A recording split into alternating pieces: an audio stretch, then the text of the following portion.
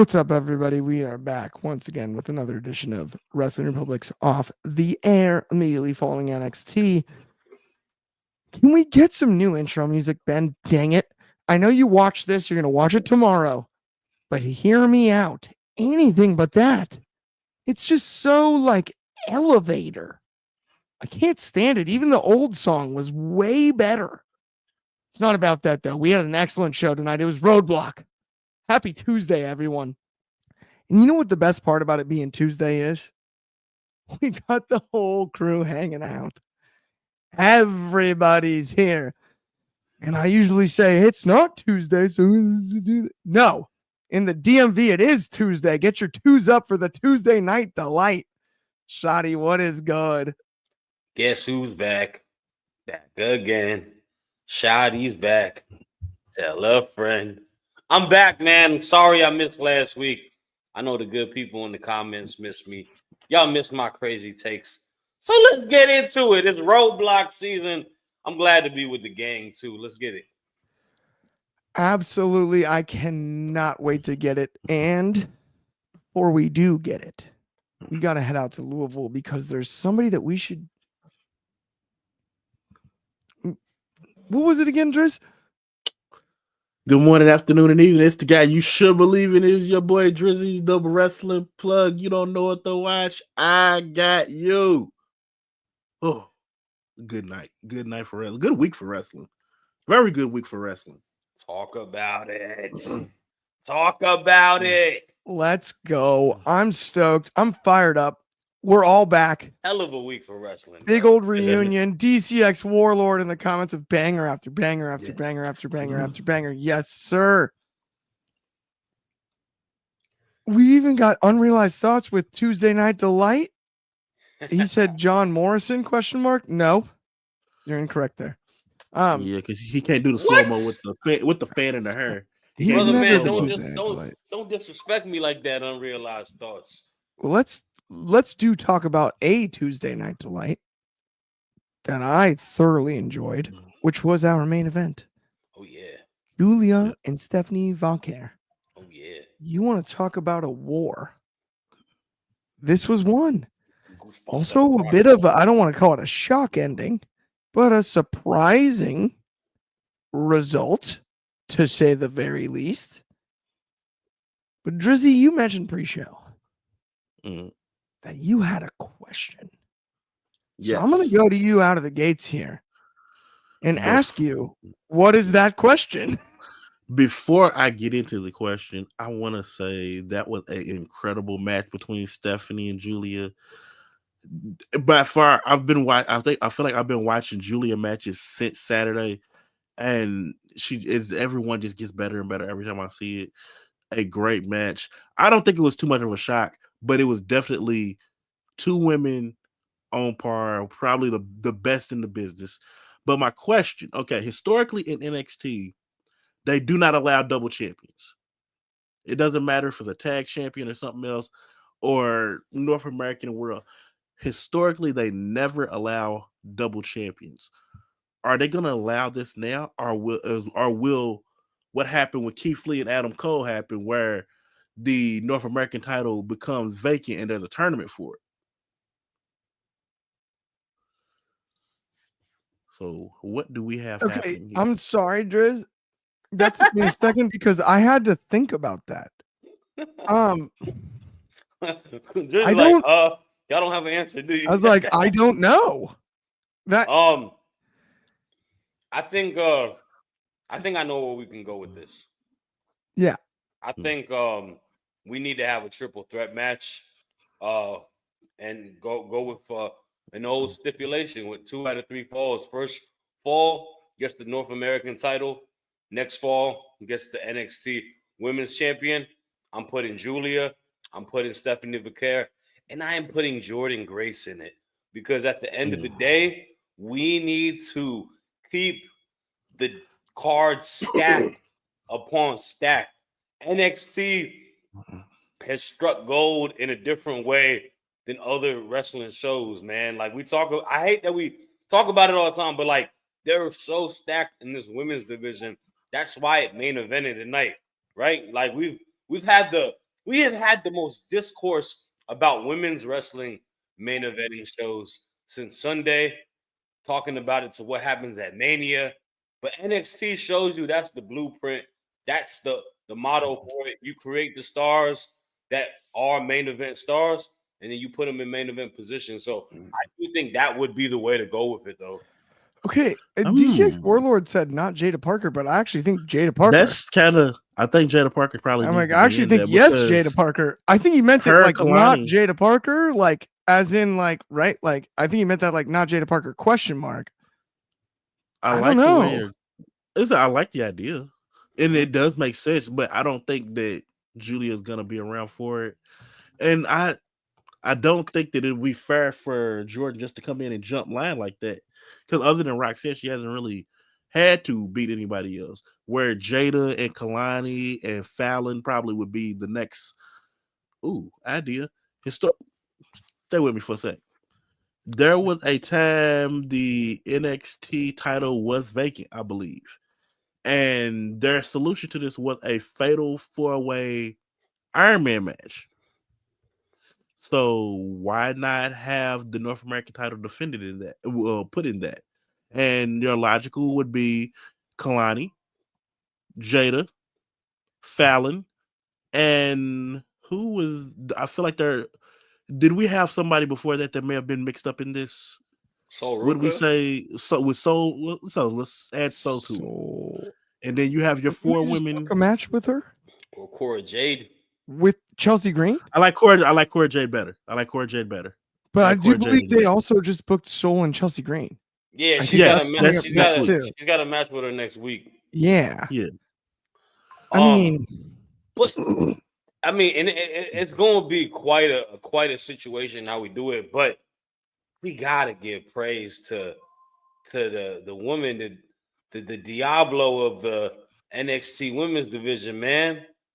You know, I don't think MJF is the devil. Stephanie Vaquer, she come out with the devil horns. By the way, we haven't even addressed the impact of this victory. Yeah, because it is so important, and it's important to note too. Vaquer took a loss on TV, I believe, before Julia did. They've both taken, I think, one loss in their entire NXT career each. Now 2 for Julia. Right. But at the same time, Julia won the world title. Vaquer won the North American title. Right. This was unique in that regard. This in a positive way, from a competitive standpoint, was the result that makes the most sense, because if Julia just continues to dominate, she elevates herself over Vaquer in a way that I view the two of them as equals at this stage of their careers. And since they've been brought into NXT, and I think a Julia victory tonight, which is what I anticipated, ironically enough. So I was surprised by the ending, but I think a Julia victory tonight in some way, I don't want to say buries Vaquer, but just makes her underneath in a way that makes less sense to me. Because stylistically speaking, Julia is in a position career-wise, between her charisma and her in-ring acumen, to fight from underneath in future storylines in a way that Stephanie Vaquer really doesn't. It's hard to convince me she has to fight from underneath. Or honestly, I think it makes sense for Julia to use that as a fire and potentially go heel. Same. I just feel like her character, like previously what she did in Stardom, and then just how it is, the presentation, I feel like she can be such a great heel because she has such a boatload of confidence within her look. She has such a, commanding, like mean face, like facial expressions and whatnot, has a dark aesthetic with the entrance and all that. And then her style is just gritty as it is. She gonna hit the hell out of you, right? So to me, like, I think her coming back from this loss, avenging her title, going heel, and different type of heel, right? It don't gotta be what we see with Roxanne as a heel, or what we see with other wrestlers as heels, right? It's gonna be different, but that's like the kind of like just coming in, wrecking shop, beating the ish out of girls. Like that's kind of what I would like to see Julia do. Yeah, I don't mind it in the least, and Julia can be a really good heel. My only concern is I do think the peak of heel work right now involves a lot of promo work, and I don't know if Julia is physically intimidating enough to without being able to dress you down verbally consistently run the heel character in a way. And I'm not sure even Vicara is there yet. She's too over to be a heel. Right. And that's that crowd I think they're loves both baby her. faces. In NXT, That's the I hard think part that because you Shad, I don't- hear where they're coming from. Sorry, go ahead, no, Driz. in NXT, I don't think it's an issue because they're smart enough and they understand it. Okay, we need to boo this, but we're gonna give you your love first before we start booing you. Yeah. I mean, it's interesting. You gotta. The other thing is this is NXT. You gotta try different stuff to see what to get a grip of what you can do overall before we send you to Raw or SmackDown. Absolutely. I and speaking of Raw and SmackDown and all of that, let's talk about some tag team wrestling here. Mm-hmm. Let's talk about the Hardys.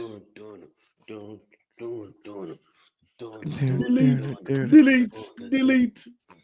Let's talk about the Hardys and Fraxium. They don't do stuff. It's a little funky to me because there's all these whispers about like another run for the Hardys in WWE, or Jeff's got his stuff together. Let's give him another shot. But you never know when it's gonna be the last match for the Hardys as a team on a WWE platform. This could have been that, and that was a lot of what was going through my mind. Is you never know.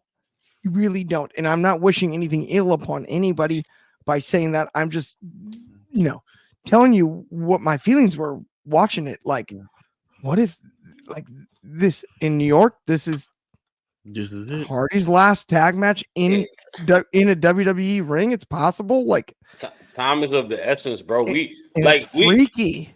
The thing is this is a team us three have been watching since we were little kids. You know what I'm saying? Like since we were little snotty nosed kids. We've been watching it since they were. We've been watching this since they were kids. They were kids, yeah. You know what I'm saying? I mean that's the thing, bro. Like we talk about sports all the time. Like dudes can't play till they're in their 40s and stuff like that.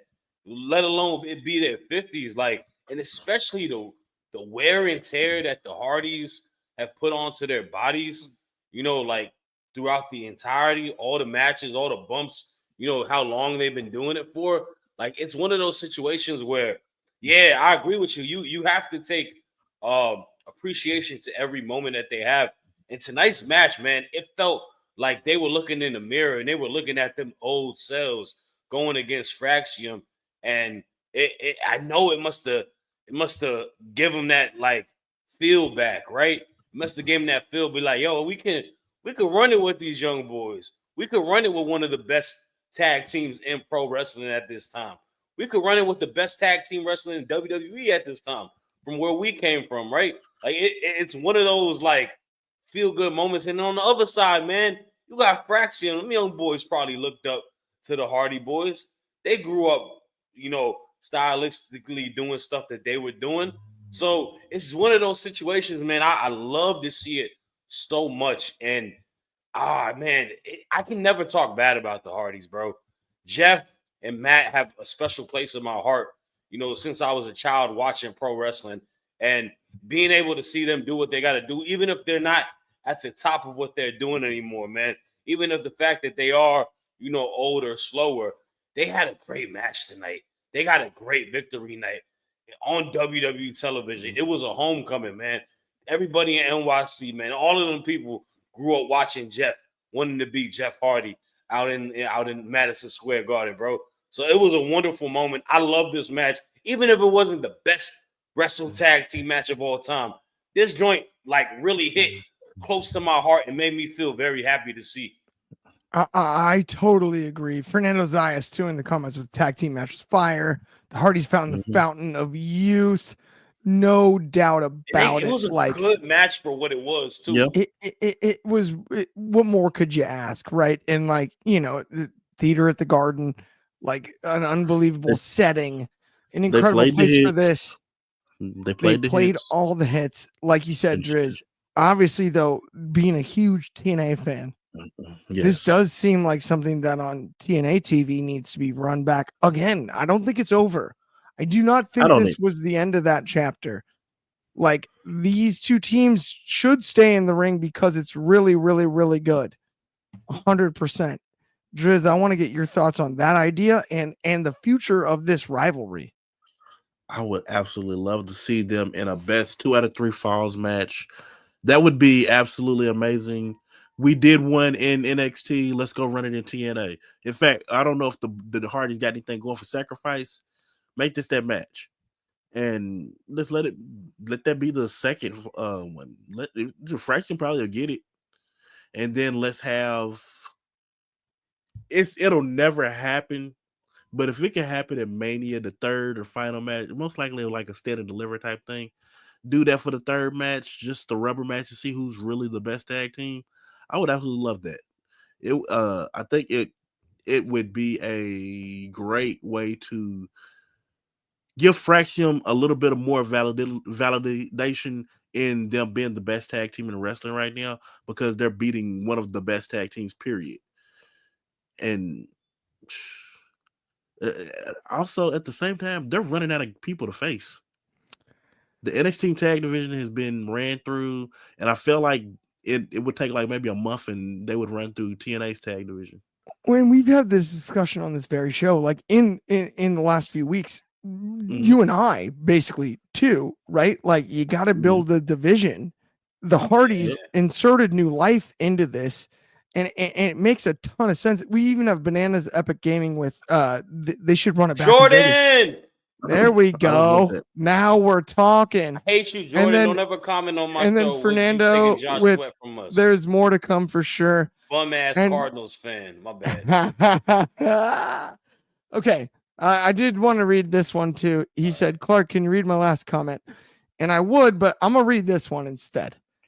Anthony. And he said, Clark, I don't think Ben takes it seriously, the NXT after show. That's why he gives you the elevator music. We have our own graphics, and we're on every Tuesday. And we do great numbers. He very much cares about that show. And Ben don't you go comment begging on me. And Ben doesn't produce the music also. And Ben doesn't do any of the music either. Darn it. That's a chaos thing. And then he said, we will take a care of Sweat. Whatever, man. Forget Ganondorf. Anyways, but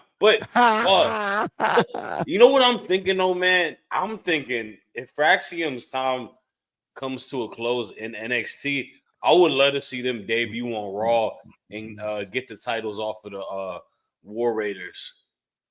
Yes. I'd be all over that. Send them to SmackDown for DIY. No, man. SmackDown got like 95 tag teams. I know. They do have more tag teams on SmackDown. That's the problem. Because, they have more. So it's funny because I can see both sides of this. On the Raw, too. Raw don't got that many tag teams. This is where it's interesting because I can see both sides of this. Like, I get where Dryzzy's coming from. Like, there's better matchups for Fraxium on SmackDown if they go there. But I get where you're coming from because they reinvigorate the Raw SmackDown division, Shad. So it's like, honestly, there's kind of no wrong answer. It's like the Raw's okay. They got the American Gladiators. They got the new Day. They got the War Viking, the War Machine Viking Raiders. You know what? That's it. Let New Day get them titles, and then New Day feud with Fraxium. But anyways, like they could feud with any of the teams that we're naming on either show.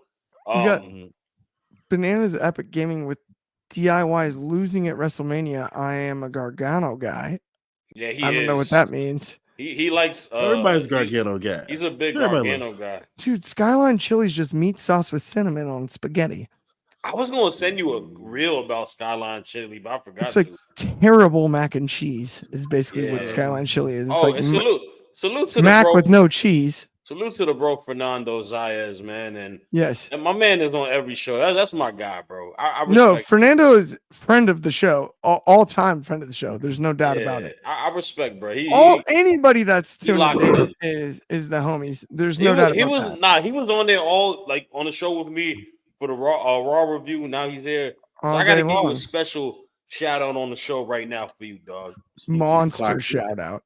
Yeah, He's locked in like he working doubles. yeah. Yes. He's 2 times Tuesday like me, man. Respect. Okay, speaking of, let's talk about the best women's division in all of pro wrestling. Oh, wait, we said every week. Too late, I said it again. PSA. I said it again. My bad. If I'm repeating myself, I don't care. We have Pop Rocks, Roxanne Perez, and Jordan Grace. Mm-hmm. It's unfathomable to me that this is a midweek show Yep. on Tuesday, and we got a match like this. Like, I just want to say thanks. Driz. A filler match at that. This is a That's filler what I'm match. saying. I'm like, you're kidding me. When Like, your filler matches are this good, ooh, child.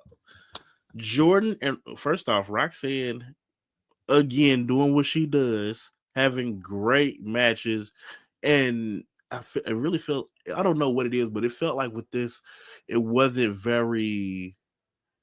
It felt a little bit more free. It felt like, oh, we're just gonna go out there and call this in the ring. We're just gonna go out here and do this. Like it doesn't seem like it fit a specific formula.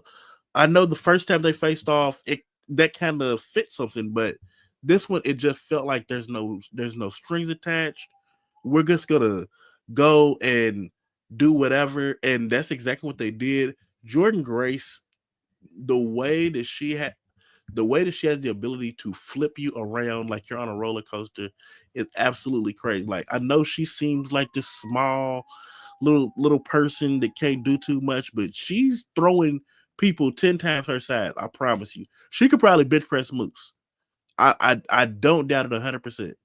And the way that she was able to toss Roxanne around, and I think that's part of it that also makes it look so well because Roxanne is such a great seller in the women's division. She just makes things feel 10 times worse. When she went for the Grace driver, it just looked like Roxanne was folded up like an origami bird or something.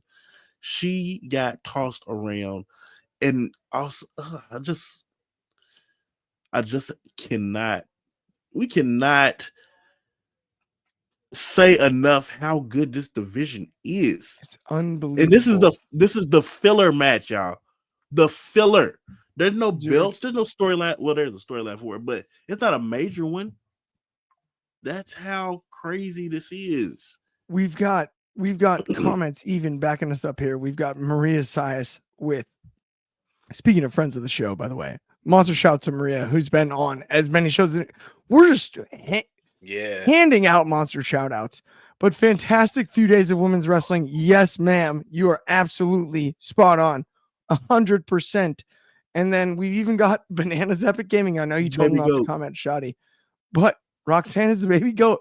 I hear it. Pop Rocks. The Pop Rocks can go, man. Yeah, like, don't get me wrong. You don't want to miss that stuff. You don't want to mix that stuff with Diet Coke.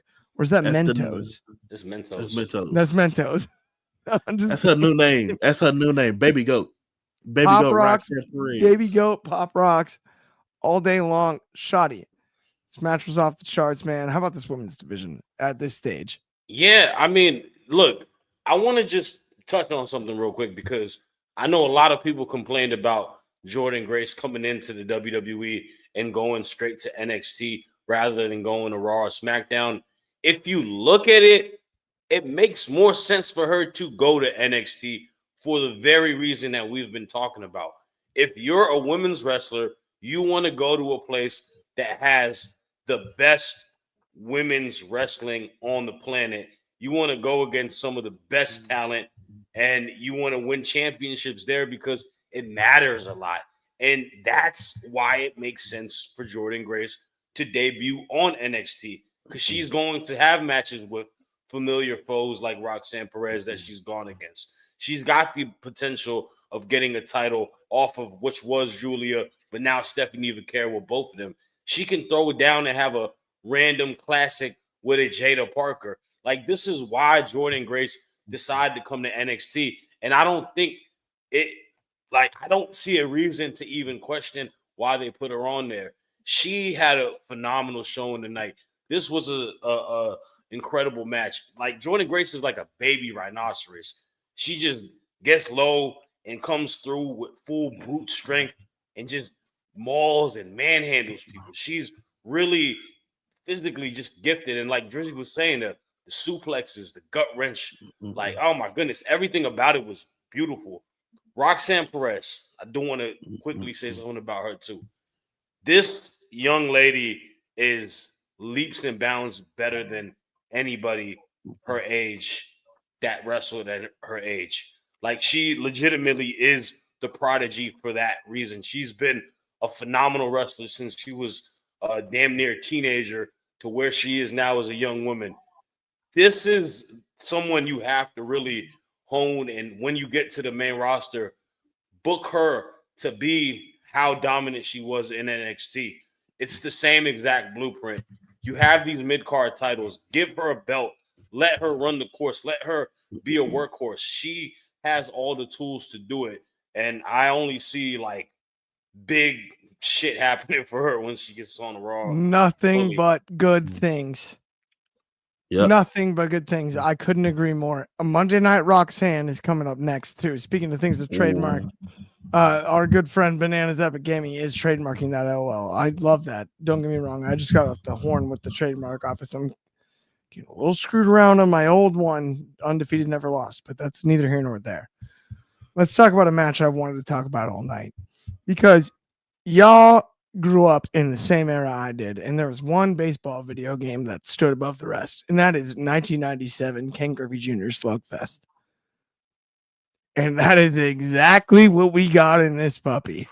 By These two God. took each other behind the barn like the end of Old Yeller. And they both had a gun, unlike the end of that movie. Mm-hmm. Holy shit.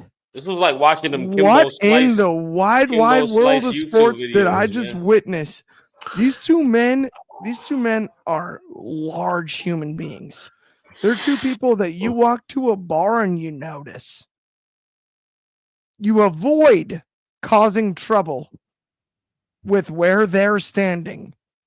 They cause trouble with each other today. They start fighting you leaks. That is one of those where people are afraid to break it up.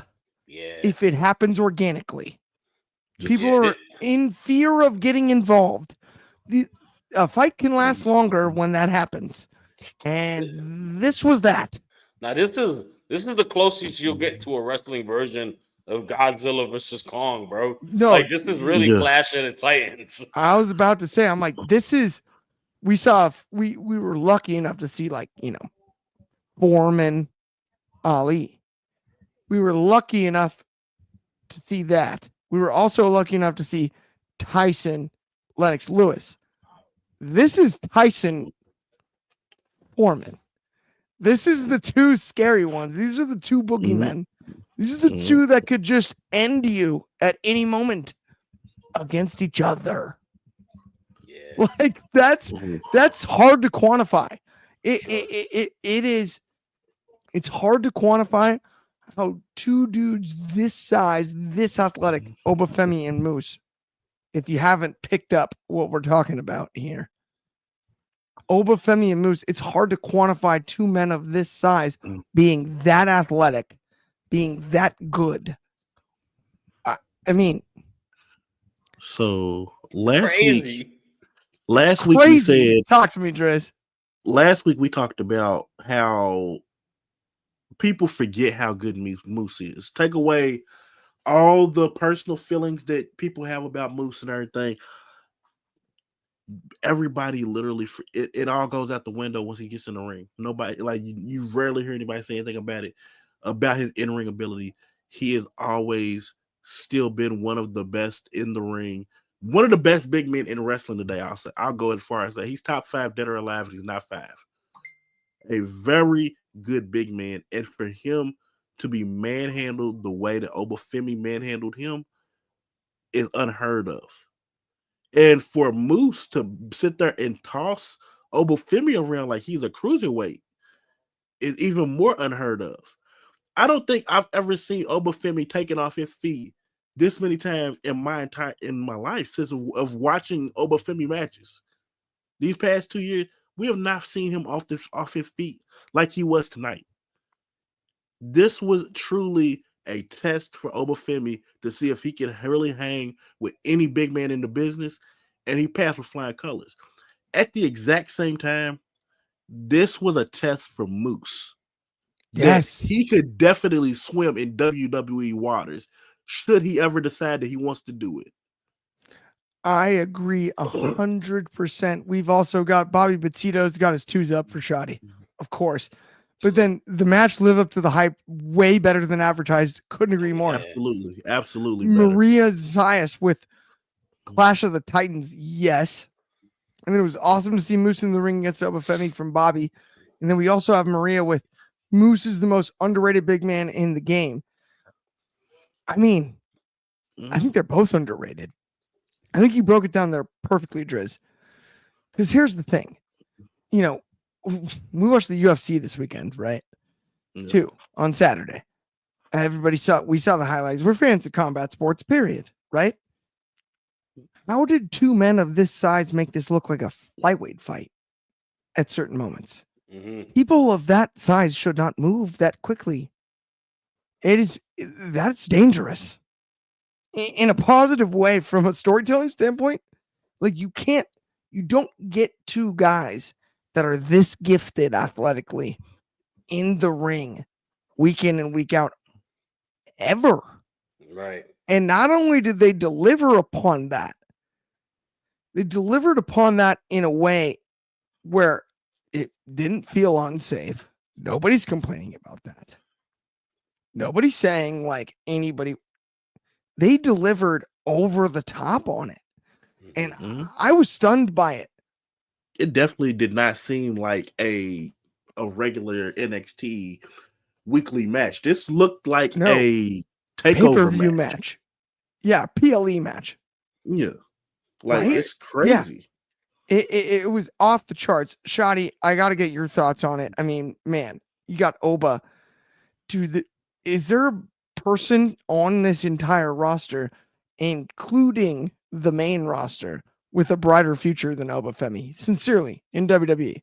No, this is the last proof that you need to see that Obafemi is excited and ready for whatever the WWE may throw him in regards to being a superstar in a main event, like just juggernaut. Like it is one of those cases like Oba delivered, and he delivered even more to what he did tonight. I said tonight was a litmus test going against a seasoned vet, a guy who's been in the sport for as long as Moose has, and he went out and had an absolute classic with him, and he didn't look like a rookie in the match.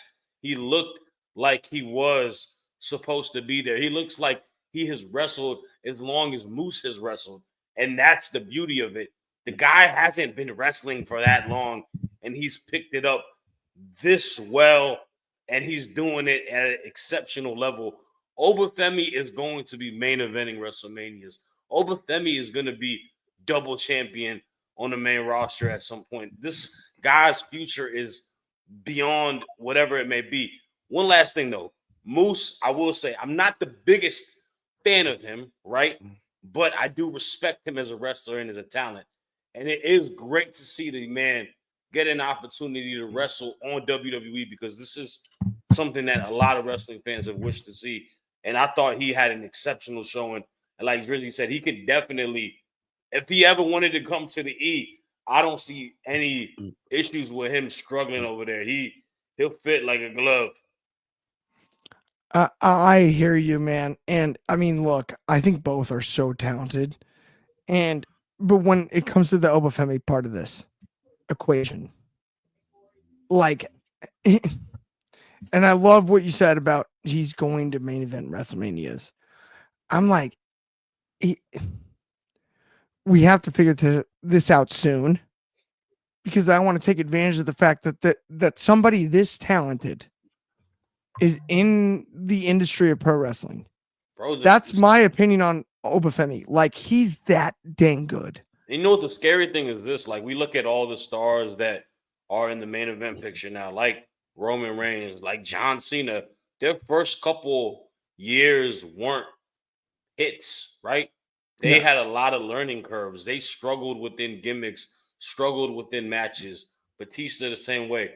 Obafemi was given his first story, like gimmick, character, and all that, and he's slam dunking, windmilling with a million badges out the gate. Okay, like he came in with a lot of VC out the gate. to your point, this is something I find fascinating when it comes to the NXT conversation in general, right? Like, obviously, we cover NXT every single Tuesday night, right? And the point is, it's a developmental brand, and we get that one, and like all of that, and that's fine, all of that. But the intention is to develop stars, and Obafemi has not only had that opportunity, he's taking advantage of it. And you have to look at NXT through a different scope than you view other promotions, than you view other shows. You have to, because at the end of the day, the turnover is there. We know Mania season's coming up. We're going to lose a lot of this roster because guess what? They're that good. And you know what's crazy? We talk about, so we're talking about the last week in wrestling being so good. We had the Elimination Chamber. We had Revolution. Roadblock can stand the test with those two shows. Yeah. And it honestly, if you're talking about like an average, like it made grade higher average wise because it didn't have anything bad tonight. Not only that, obviously they had Raw in the Garden last night. The Garden. This is in the theater. Right. I'm a boxing guy. I love that. A lot of cool stuff happens in the theater. Yeah. I made a joke. Right? I made a joke. I said that everybody must have gotten in somebody's room the other night and watched Revolution together. I really think that happened because if you're looking at the 10, just from the shows we've had this week already, if you're doing a top 10 list, because y'all notice what I love doing is top 10 lists, at least 3 of the matches from this show are on that list. I was gonna say, Drizzy, you do have a whole show about it. I do. Top 10 list. It might even be. I mean, hey man, it's like the match we're about to talk about next is definitely would be on that list. It would be on the list. It's up there. Like to me, Javon and Ethan is up there with a. That's what I was gonna say. I'm really glad we vetted the previous subject because I think we were talking about the 2 matches of the night, but did not expect this one to overshadow, and it did. I'll be the first to say that. Not only stole the show. Not only match of the night. I think we have the wrestler of the night on this match too. Oh, Javon, easy. I mean, first off, I was very aware that he's really athletic. I was entirely unaware of the fact that he was born with wings. Like that is one of those, like, the guy he doesn't levitate, or he doesn't elevate, he levitates. Like it's not fair. It's incredible what he is capable of as a human being, and the fearlessness to execute upon that. Stop it. Against a veteran like Ethan Page held his own. I like to call him Diet Scott Hall. This was like Scott Hall 0, is what I would say. At least it tastes a bit better. It tastes 2 weeks in a row. Better. It's 2 weeks in a row. He's starting to like him. He's starting to turn. He's starting to turn me around. He's starting to get him. He's starting to get Clark. Yeah. He's not Diet Scott Hall anymore. He's Scott Hall 0 calorie Scott Hall. You know, it's not all the way, but we'll get there eventually. We'll see. But he's growing on me, and I'll tell you what. This over delivered. Drizzy, I'm going to you first on this one. Javon, wrestler of the week. We discussed that already, but dude, the man can fly. That man don't touch the ground. He never. I mean, Pac, you no longer have the nickname the man that gravity forgot. That name should now belong to Javon Evans. That man did not touch the ground. He floats through everything, literally floats like a butterfly and stings like a bee. Louisville would love to have that man. Incredible. We, like I said, we did not expect this match, especially after the first match. The first match was good, but it wasn't nothing that we were going to be sitting there talking about. Oh, that's the match of the night or nothing. This one jumped up and above and beyond anything that we could have ever expected. Absolutely great work from Javon Evans, who's always been an incredible star. Great work from Ethan Page. I want to say he's been the perfect foil for Javon lately. These last 3 months have been incredible. Watching those two go at each other like this. I'm gonna go back to that list that I was talking about. This list is top 5 on that list of best matches from the week so far. It may be number 5 on that list, but it definitely edged out Oba and Moose and Julia and Stephanie. Absolute great work. If you have not watched the show yet, you're just watching us to get a review of it. Go out of your way to watch this match. Tell an incredible story without being overly violent. There's no blood, no voluntary blood anyway.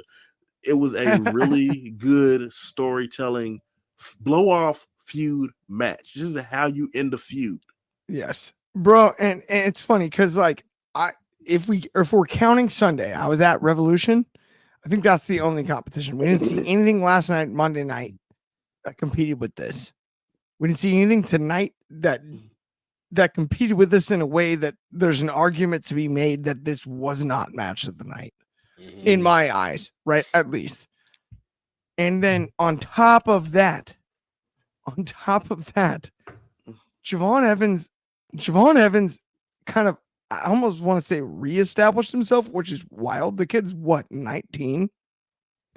He can't buy a pack of cigarettes, but he's gonna go out there and wrestle. Like it's right. Like he's gonna be worth millions before he can even spend it. It's nuts. And we've got a ton of comments too. Fernando Zayas with agree 100%. Bobby Petito is interested to see which new faction or why the new faction attacked Javon. They don't like people. They don't like people. And then they hurt people. He said Javon was exactly. He said Javon was Rey Mysterio out there tonight. They put on a hell of a show. Also from Fernando, he said Ethan is going to be one of the greatest heel champions ever in the future. He's gonna pick up where Bobby. Let that man have his opinion, Clark. What the hell? I love that. I wouldn't go that far. He's gonna pick up where Bobby Roode. He's gonna be where Bobby Roode should have been. And then he added that the chemistry was off the charts with these two as well. Absolutely. Okay, Shoddy, though, I gotta toss this one to you, and this is where it gets interesting for me because we also have the new faction attack. We kind of broke down the match already, and the three of us are going to talk about all of this after. We're going to vet this. But obviously, Javon puts on performance of the lifetime, and then a lot of getting his ass whipped, like a lot of just getting messed up by the new guys, the new crew in town. The lighting bugged me, and I do not want to complain. I don't want to complain. And strobe like Shield. Exactly. These young brothers were definitely coming from a rave at a local garage out in the city or something like that. Like they definitely throw some sort of underground parties. First and foremost, I know y'all talked about it, but I do have to give my round of applause to Javon Evans and Ethan Page. That was a certified classic. In the words of the movie Wicked and Cynthia Erivo, he's defying gravity, man. He's jumping out the damn gym. He's beating Mac McClung in dunk contest if you allow him to. The kid gets bouncy. That's not a catchphrase. That's a way of life. And he put on a phenomenal show tonight. That, like I was talking about on the show, talking about Jeff Hardy. Man, he made Jeff Hardy proud. You know, he did what he had to do. So salute to him. Salute to Ethan Page. In regards to this faction. Man, oh man.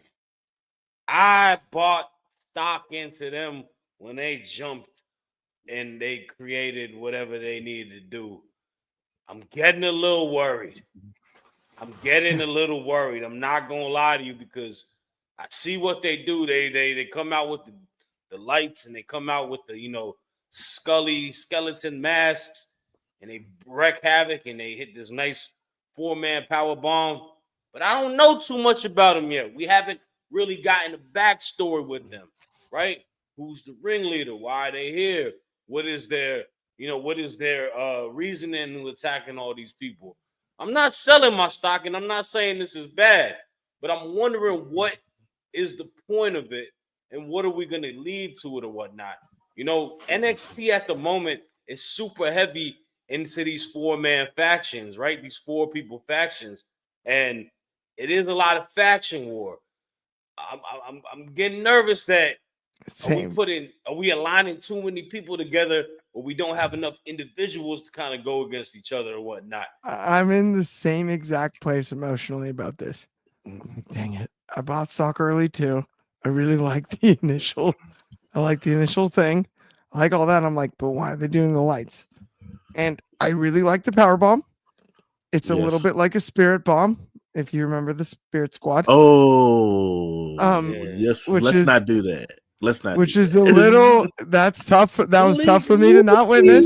Right? Like, wee! Yeah, wee! Everybody's flying. I'm not sure on that, but Driz, I gotta get your thoughts on the new faction. I enjoy seeing parallels with things that they've done before, and currently they're looking very Shield-esque. I did enjoy how the Shield came into everything, but they also took time to hash out what the Shield were. They had there's the Raw after Survivor Series when the Shield debuted, and you have Moxley, Rollins, and Reigns sitting and like, we are the Shield of Justice, and you just kind of see, yeah, we're the Shield. We're not getting that with them. They've been around for a month now, and all we get is a body count.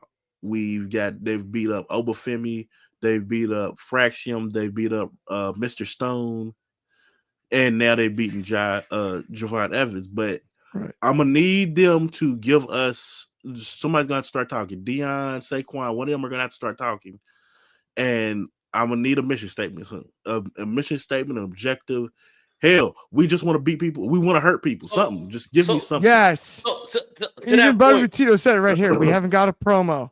To that point, right? The one person that we know, like actually by name, because he's been on weekly TV, is Dion, right? And we knew Dion's whole character was he was kind of the nerd. He was getting bullied. You gotta. I feel like he's got to be the leader of it because he's got the backstory to it. Now I'm gonna be real with you. Dion ain't really showed me that he can knock a character out the park yet. They gave him a goofy ass character prior to it, so I'm gonna give him a benefit of the doubt. But I'm gonna need Dion to lock in. I'm gonna need you to lock in, Dion. All right, because if you don't lock in, tell me why. What the hell am I gonna do with this stock that I bought into your faction? What is your name? What are y'all called? You guys don't even have a name. Sean Spears' team has a name. And Sean Spears is 40 years old. I'll say this. With a mohawk. I don't even know if Sean Spears having a team or having a team name is an advantage for Spears. I don't know anybody that asked for that. I ain't gonna lie, man. They're creating a lot of Final Testament ass teams. Why? Man. I don't know if I like it. Yeah, like what? No, I caught it the moment I heard Brooks Jensen and them talk. Like, this is seeming really. If you've been watching this show since day one, it's very schismish. Yeah. It's 4 hearts, 1 tree. Like, but the schism was what, 4 roots, 1 tree. It's sounding a really schismist, and I don't have a problem with that 100%. But they have at least given us a mission statement. Yeah, it's like a lot of this sounds like a hard maybe. And I trusted the lead head of the schism more than the thing is this, man. Sean Spears. I'm not even gonna trip about them. Their team is their team, right? I don't think Sean Spears is bad at his Dillinger. role. It's a cult. It's a cult. I don't think I gotta get used to the team and whatnot. They do a lot of NXT does a lot of just throwing people together, and y'all gotta try to figure it out. Well, right? And to your point, like think about like Meta-4. That worked. At first, it was like, wait, what is this? And then it worked. Now it's interesting, like though we call Lash and Jakara the Meta-4 girls, though, and they really shouldn't be anymore. Like they've outgrown the faction. And so it is interesting. Like this is where we can run into trouble if we start getting cyclical. You make a good point. You know what I mean? You make a very good point saying they just throw people together and it works. What's to believe that this won't work? Because yes, the color looks thrown together and works. Yeah. Whatever we're calling them is aesthetically it looks like looks great. Work. This is my thing, right? The guys look like they could be in a faction. That is not my problem at all. My problem is okay, we got them like the first beatdown is the first beatdown, right? We don't need to run, and this is a WWE issue, okay? Because I'm gonna be real with you, and I don't care if I ruffle feathers right now. It's the same shit with the YS6. It's the same shit with the YS6. They will let the YS6 do the same damn thing every single week. All right. They were playing, they had to cut the music dark, and then they had Nikki Cross come out with the DVD, and then they played the promo stuff. At least the Wyatts had the promo videos that had lore to it and that told stories within it. But when it came to what they did on the actual live, like WWE don't know how to do it like that well for some odd reason. They know how, they got the production to make vignettes and all of that looks good. They're not even giving them the opportunity to that. It looks goofy. You got these dudes just coming out in the dark, all from corners of the arena, and then they jump somebody. Like they gotta, like, you gotta lock in and give these guys a character. The thing is this, they're all imposing threats. These are 4 freaking football players. 1,000%. Right? And that's not his part. Like, honestly, Unrealized Thoughts has a great comment over on Instagram. He said Sean Spears has a mission statement, manipulation of the young, but it's also Sean Spears. And we know Sean Spears. And this goes back to me and stuff that I talk about all the time where I'm like, but we know. Like with Ethan Page too, right? But we know what you used to do.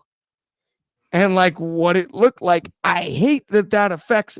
I'm not trying to be negative on talent in any way, but I do get that. But to your point, Shotty, like you're spot on there. It's the thrown together team thing. It has worked in the past, but I don't know necessarily that it's a formula, right? Per se. I think between the three of us, like, right, I don't know necessarily that's you want to bank on. Like, all right. All right. So when has it not worked? Oh, I would say a few times. It's hard. I try to forget the bad ones. I can't think of one. I'm going through I can't think of one. Weirdly, it has really worked in some ways, but even on the main roster stuff that Shotty broke or broke down, I would say is something that I like. It's definitely not worked there. I'm not gonna. Well, DIY. I don't think DIY is a success outside of the context of Black and Gold NXT. There you go. It's thrown together. There was no reason for them to be a team. They're not really best buddies. They're not really a tag team. They're a singles rivalry. I wouldn't go that far. I don't like them personally. I do too. With them being together now, it makes everything they went through in Black and Gold canon. See, that's a whole debate that we could have too. But they had to make us forget about it. I think. I mean, that's Triple H trying to get his favorites to work on the main roster and people not being invested to it, which I agree with. I think it is it's a different world over there. The fans, like, and it's, you know what, it's difficult because main roster fans are not like. I'm not gonna say they're not wrestling fans. They are wrestling fans, obviously, but they're not like, they tune into Raw and SmackDown and that's it. And they want to just be familiar with the stars that they watch on there. We're an NXT fan. We're invested because we like the process. Right. We want to see the growth. We want to see today's talent become tomorrow's superstars, right? Oh, 1,000%. Okay, we're incredibly short on time, but really quickly, the one thing I did want to say is, like, earlier we mentioned the schism. That would be the example that I would give, where I'm like, yeah, that didn't work. Yeah, okay. Yeah. You know what I mean? Like, the schism should have worked on paper. I'm not saying I disliked it even when it was happening, but, like, it didn't work. Yeah, schism did not work. You know what I mean? Like, yeah, like, and even, like, what's the one that had, like, Big Damo and Sanity didn't work. I'll say Sanity worked. But it turns into a what you said about DIY. It doesn't work into constraints of the main roster. Yes, exactly. It's the honest truth. A lot of these people, NXT at the end of the day is a smaller scale show, and when you do what you got to do and it runs out, it's sink or swim on Raw or SmackDown. For that reason, I said it's not easy for people to get invested. That's why, and it's not a problem. And it doesn't mean anything wrong about them, but a lot of these people don't get the opportunity to shine, or they don't learn enough to become a star on the main roster. And they, eventually kind of dwindle off, or they're stuck in catering. Absolutely. I couldn't agree more. I will say this. We could talk about this for the rest of the evening, and I would love to do it. But I just wanted to let Anthony Manzano know that I'm going to beat Ben on this one, and we're going to go home before the 59-minute mark. That brings us to the end of the show. Thank you, everybody that tuned in. On behalf of me, Shad and Dryzzy, everybody at WR, thank you so much. If you haven't liked and subscribed, please do. We're back every single Tuesday night, immediately following NXT. If you don't already watch, what in the world are you doing? If you haven't checked out the first couple of episodes of Grappling for Position, you missed them. Good news is they're completely free, so go check them out. Don't be silly. Not only that, we got all kinds of other good stuff coming up, sold separately. WR to the moon, my friends. Sorry, not to steal any phrases, but everybody have a great Tuesday night. It's Sunday been excellent. Night Spotlight too. Oh my goodness. If you didn't watch Sunday Night Spotlight, though, and you follow us, you owe me one. Go watch it. What are you doing? Okay. Everybody sincerely, though, have a great Tuesday evening.